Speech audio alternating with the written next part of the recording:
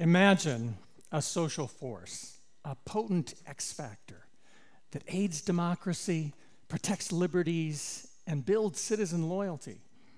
Imagine, too, that it undercuts religious fanaticism, promotes economic development, reduces societal violence, and even enhances women's status.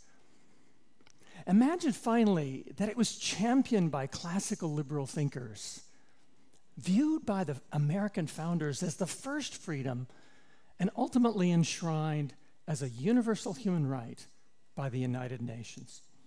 What am I talking about? I'm referring, of course, to religious liberty, the freedom of belief, conscience, and community, so central to human flourishing and human dignity.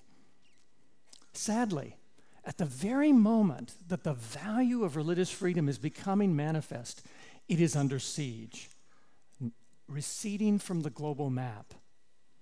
Now, how do I know this? Well, in order to answer that question, I must provide a personal account of what took me off a comfortable life path, off the map, and onto a journey of discovery. So, onto that personal story. In 1998, I was invited to a think tank conference in Washington, D.C. The focus of the conference? A movement percolating up against religious persecution around the world. I presented a modest paper on the political sociology of American religion.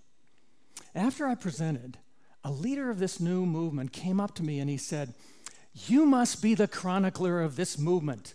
We'll open up our files to you. We'll invite you to our strategy meetings." Well, at one level, this is like an amazing research opportunity. It's not every day that a scholar gets this kind of access to the ground floor of a social movement. But in fact, I experienced this message in a much more pointed and insistent fashion, especially over time. The message was this: Hertzke, this is your calling. It was almost like the voice of God saying to me, get off your comfortable path, get off your map, and do something that matters. Well, this challenge plunged me into a global network of religious exiles, dissidents, and human rights activists. It took me from China to South Sudan, Rome to Istanbul. It immersed me in a global scholarly enterprise documenting the violations of religious freedom and their harmful consequences. But most important, I kept bumping into people who had been banished or imprisoned or tortured or even enslaved because of their religious faith. Inspired, I sought to give voice to these heroes of conscience. And the more I did, the more I became a part of the movement I was studying. And I experienced that esprit de corps that comes from being part of something larger than myself. A decade and a half of immersion in this movement has taught me a number of lessons, and I'm going to share three of those with you today. First, religious freedom is central to human dignity. Now, I want everyone in this audience to imagine what is ultimate to you. What is central to your identity? What is a fundamental commitment or conviction that you have? What is so central to who you are? Now, suppose I say, you can't live by that conviction. You cannot even affirm it. You would experience that as unjust, but you would also experience it as a violation of your fundamental dignity, wouldn't you? And for most people on earth, their religious convictions comprise that ultimate concern. And that's why the international community, in fact, has affirmed religious freedom as a fundamental human right. And so I want to share with you what first put religious freedom on the map: the Universal Declaration of Human Rights. In the wake of the Second World War and the horror of the Holocaust, the United Nations promulgated the Universal Declaration. And notice this preamble, which speaks about all human beings born free and equal in dignity and rights. who are endowed with conscience and reason. But I want to focus especially on Article 18, a great document of religious freedom in the 20th century. Everyone has the right to freedom of thought, conscience, and religion. That right includes the freedom to change his religion or belief, and freedom, either alone or in community with others, to manifest his religion or belief in teaching, practice, worship, and observance. Now notice some of the key phrases: dignity, equal worth, reason, conscience, community. Religious freedom is central to who we are. And notice that it stresses the right to question beliefs and change beliefs, even to be an unbeliever. So religious freedom is central to human dignity. But my second point is this: it matters more than ever. We live in a shrinking globe of intense religious passions, and we know from empirical research that, in fact, the repression of this fundamental right is creating violence and strife, the likes of which we see across the globe. How do we know this? We know this from empirical research that documents the value of religious freedom and its social benefits. So I'm going to share something of that research with you this morning to show why religious freedom matters more than ever. This table is from landmark research by Grimm and Finke from a book, The Price of Freedom Denied. And it's a correlation, as you can see, of religious freedom with other social goods and liberties. Now, these are very powerful correlations, but I want you to focus on the first four for a minute. It's not surprising that religious freedom is related to the first three. But what about gender empowerment? This seems peculiar to many because in some people's eyes, religions are oppressive of women's status and women's advancement.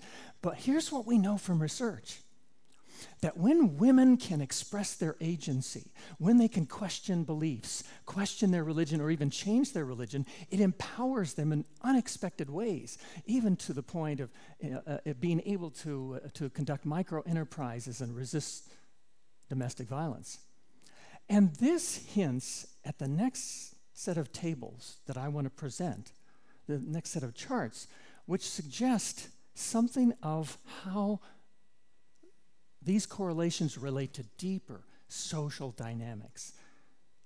So these empirical models here actually are powerfully supported by empirical evidence. And the first one is a religious violence cycle. And notice how when governments repress religion, these arrows keep going and around in circles. When governments repress religion, it results in violence and turmoil, and that results in greater social hostilities based on religion, and that leads to more government restrictions in a cycle. But there's a virtuous cycle. When there is religious freedom protected, then religious people participate more in society. They make more positive contributions in society. So why does religious freedom matter? Because justice demands it, and violations disrupt the social order. So this leads me to my next point. If religious freedom is deeply embedded in our dignity, and it matters more than ever, it is also under siege. It is imperiled. Now, how do we know this? Well, in order to do this, I'm going to actually turn to a global map.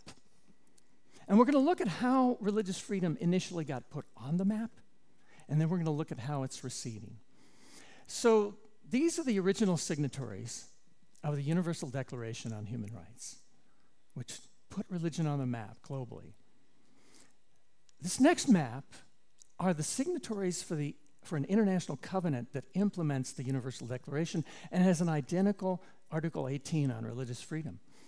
Notice most of the countries, Saudi Arabia accepted. Now let's see what happens when we actually look at the record of those countries today. Our guide here is the Pew Research Center, which has undertaken a massive effort to document and measure restrictions on religion for every country on earth. They do so on the basis of both government restrictions and social repression. And what do they mean? And they measure these on the basis of the severity, the frequency, and how widespread they are. And they have a measure from very high to moderate to low. So let's look and see what happens when we begin to take those countries off the map. Now, by the way, what are government restrictions? These are things like repressive laws, police harassment, arrests, fines, the shuttering of religious institutions, even executions. What do we mean by social repression? We mean mob violence that shatters lives, destruction of religious property, and intimidation and terror that creates a chilling environment for religious practice. So we're talking about serious things here. So what happens when we look at countries that have very high government restrictions on religion? We notice China, Saudi Arabia, also others. Now let's add countries with high social restrictions. We notice Nigeria and India and other countries are added to the list or are taken off the map. And now, what countries, in fact, combine both? And here are some really tough places for religious freedom: Egypt, Pakistan, Russia. And now let's move to the next level, to high government restrictions. These are still very severe. And notice when we add these, further, other countries go off the map. Or what about high social repression? More countries go off the map. And then what about countries that combine both high government and social repression? If you look at the map now, what you're seeing is a map that comprises 75% of the globe's population that live in countries with high or very high restrictions on religion. But let's take this to the next level, because even moderate, what Pew calls moderate restrictions on religion, can be non-trivial and actually violate international covenants. So let's combine both social and governmental repression and see what happens. Not much left. And did you notice the most surprising finding of all? America, the cradle of religious freedom, goes off the map. And in fact, the Pew Research Center has documented rising restrictions on religion in the United States, both from governments and social actors.